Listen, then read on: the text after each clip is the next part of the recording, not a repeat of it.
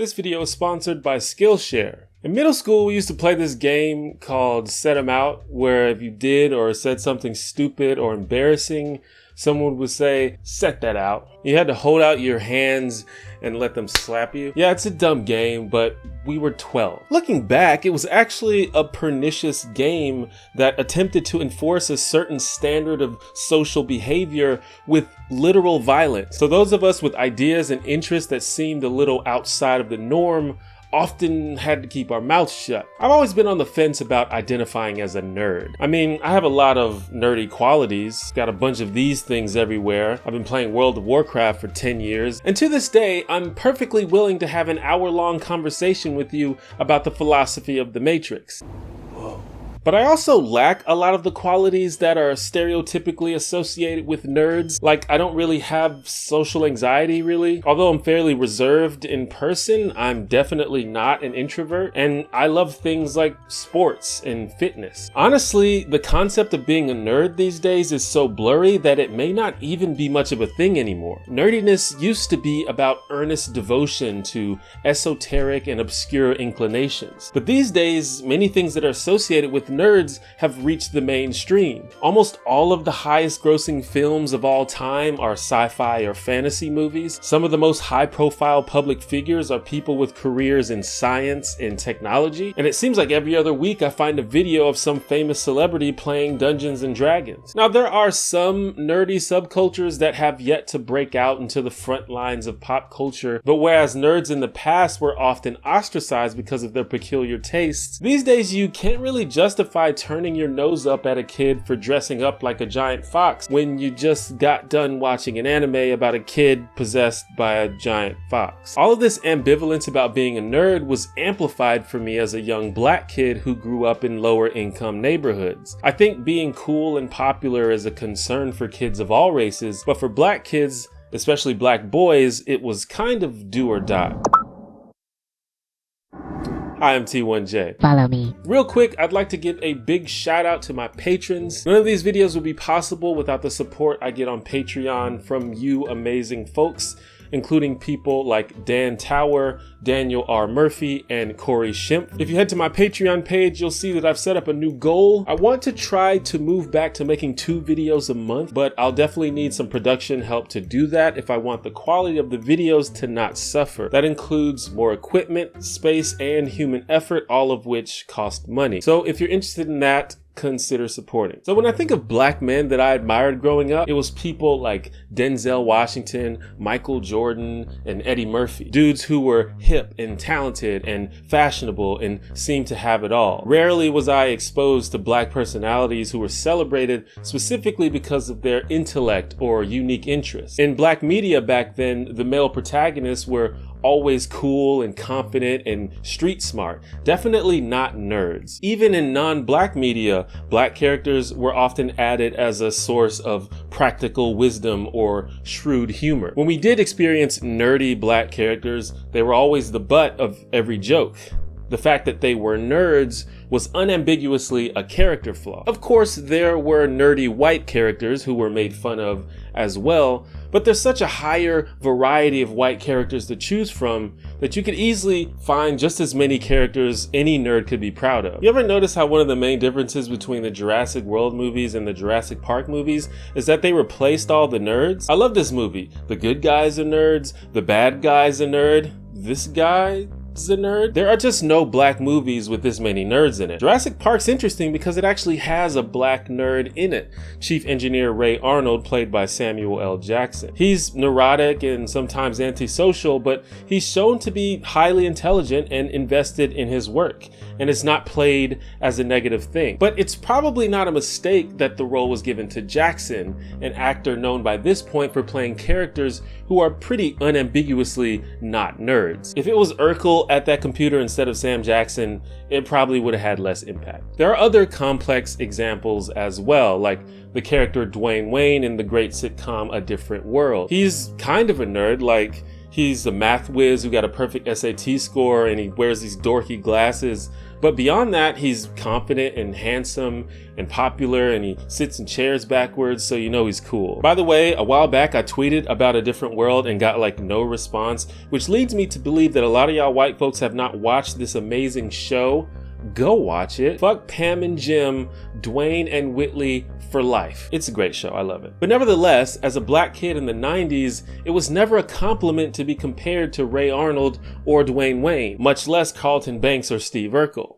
Both the middle school and high school I went to were made up of 90% black people, so I don't have much of a reference for what it was like in other kinds of schools. In TV and movies, they always talked about the different cliques that hang out together in school, like the jocks, the goths, the stoners, etc. And one of the cliques is almost always the nerds or the geeks. And even though the nerds are stereotypically bullied by the jocks and generally socially inept, they still seem either unwilling or unable to alter their lifestyles and dispositions. At my schools though, this just wasn't really a thing. We had cliques and friend groups, but being a willing nerd was just not conceivable for the most part. Not everyone tried to be popular per se, but most everyone at least tried to be cool and fit in. Not everyone succeeded, but they tried. Things that were considered socially deviant were usually not displayed or talked about openly. There were no goths or stoners or geeks at my schools. There were, of course, people who displayed those characteristics and participated in those activities,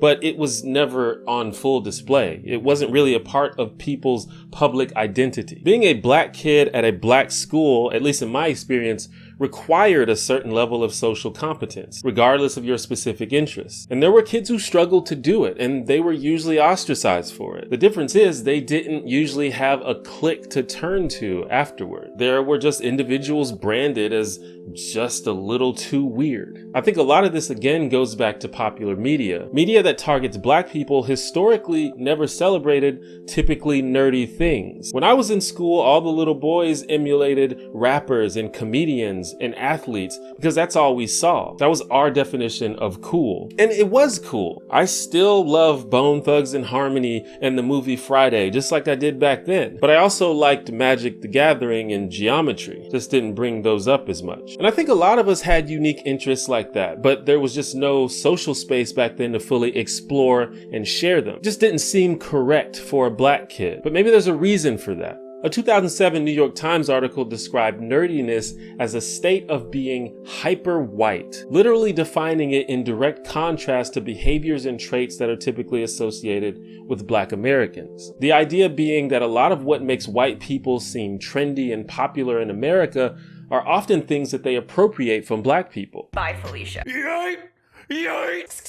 According to that aforementioned article, by cultivating an identity perceived as white to the point of excess, nerds deny themselves the aura of normality that is usually one of the perks of being white. So this all seems glib and it's obviously messy and generalized, but I think we all kind of get it intuitively, at least in America. That's why there's so many movies about super square white people learning how to be cool from some black person who serendipitously entered their lives. In pop culture, uncool is often defined as the absence of blackness. When black comedians back in the day did bits about white people, they were always basically hyper white, and they were usually goofy and out of touch, and often directly compared to black people who were depicted as more savvy and assertive.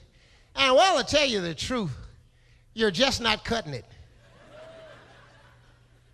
Tom, what are you saying? You know good and hell well what he's saying. Steve Harvey's voicing two separate characters here, but they have the same voice and personality. It's just his stand-in voice for all white people. And I think I internalized that as a kid.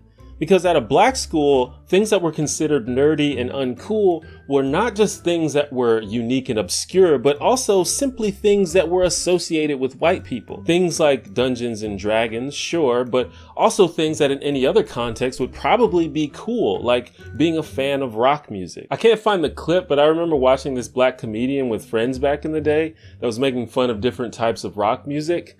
And one of the bits was clearly parodying Nirvana, which I knew because I discovered Nirvana in high school and they quickly became like my favorite band, and they kind of still are. Specifically, they were making fun of how Kurt Cobain's verses were always mellow and dreary, while the choruses were usually essentially screaming. And I mean, it was funny, but I kind of wanted to tell my friends, yeah, the sludgy sound of grunge is designed to mirror the ugliness and depravity of the real world, while the loud sections reflects the angst and anger the artist feels towards it. But I decided against it because I didn't really feel like getting my hand slapped. The funny thing is, in hindsight, the comedian was clearly familiar enough with Nirvana to parody a song well enough for me to recognize it. I wouldn't be surprised if they were a fan themselves. For many black kids back then, being a nerd was just not an option, at least not in public, because it would mean betraying our own blackness. In fact, a common thing that happens to nerdy black kids is a questioning of their blackness. They get accused of acting white or wanting to be white, or are called Oreos, black on the outside but white on the inside. The plight of the black nerd was confusing and frustrating in a wholly unique way. Because for black people, being a nerd isn't about wanting to be white. In fact, most black people I know who identify as nerds still do things like listen to black music and use black slang and follow black trends. They usually have a lot of pride in their upbringing and background. But when society and pop culture defines nerdiness as the lack of blackness, that puts black nerds in a very awkward spot. Now these days, prototypical black nerds are much more prominent in society and media than before. Black people and black culture are of course as diverse and varied as any other group of humans, and we're finally starting to see that not only reflected but also celebrated. I don't think it's because of any specific reverence to black people though. I think it's more due to the increased acceptance of traditionally nerdy interests in general, and because it's now easier to find public figures and influential characters who don't fit the one-dimensional stereotypical mold of what it means to be black. I think that encourages more young people to embrace their unique interests and share them with the world without fear. And that's why I often feel awkward calling myself a nerd. I spent so much time resisting the classification, and by the time I became willing to accept it, it seemed to have begun losing its meaning. We're all unique and we all like different things. And there's really no existing profile of what it means to be or not be a nerd anymore. When people say, "I'm a nerd," I really think they're holding on to outdated definitions.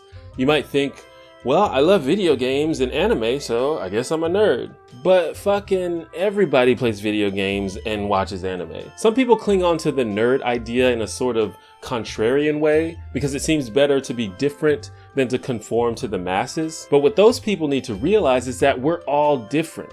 You and I might have a couple interests in common, but we also probably diverge on other things. According to a recent Reddit thread, high school cliques in America still exist, but have become so varied and contain a lot of overlap. The brainy kids might be fashionable and hip, while the jocks might be hardcore gamers who get straight A's. And they also might not. And don't get me wrong, there's still a lot of pressure for young black kids to be cool. But I think what's cool is no longer based on the stereotypical ideas of blackness that I grew up with. I'm sure there are still problems and bad ideas out there, but the trend seems to be that people are becoming more open to behaviors in media that may have in the past gotten you shoved into a locker. So I hope that trend continues. That's just me though. What do you think? Thank you for watching, and thanks to Skillshare for sponsoring this video. Skillshare is an online learning community with thousands of classes in design, filmmaking, technology, and more.